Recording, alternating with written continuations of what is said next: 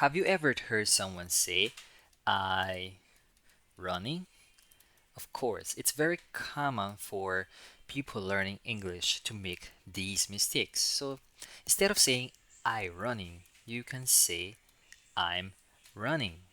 And or they were sleeping. Those small words like am, is, are, was, and were are more powerful than they look. What do you think these words over here are called? They are called helping verbs. And today we're focusing on one family, to be. So these are the to be verbs.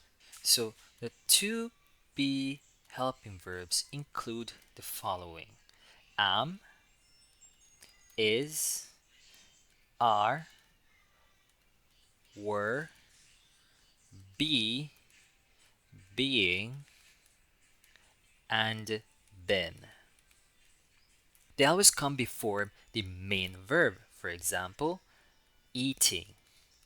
I am eating. She was eating. They are helping the action verb show when something is happening. Alright, so now let's fully understand the helping verbs. In the present, we have I am. Example, I am learning. We also have he, she, and it is. So he is dancing, she is eating, it is running. We have you, we, they are. They are playing. We are playing. You are playing. These forms in the present show that something is happening right now. Now let's look at the helping verbs in the past. In the past, we use I, he, she, it, was. Example, I was cooking, he was cooking, she was eating, it was cleaning. For you, we, they, we use were. Example, we were walking, we were running, we were jumping. These helping verbs in the past tell us the action already happened.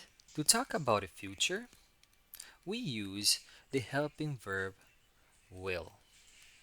Sometimes, especially in formal English, we use shall.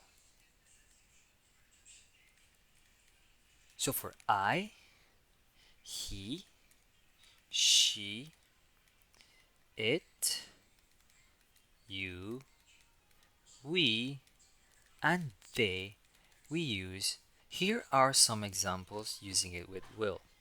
I will go to the store. I will be working tomorrow. I shall arrive soon. The shall is more common in British or formal English.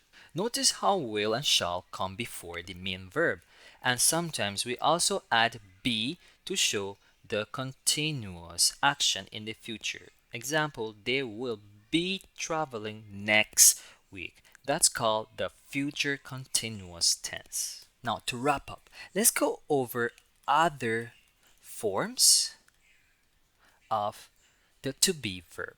The be. This is used after will, can, or should. Example, she will be here soon. The next one is being. Being used with is, are, was, or were. Example, he is being loud. And what about been? Been is used with has, have, or had. Example, they have been tired all day. These forms help with the continuous or perfect tense. You don't have to remember all these crazy names. All you need to remember is how they are used.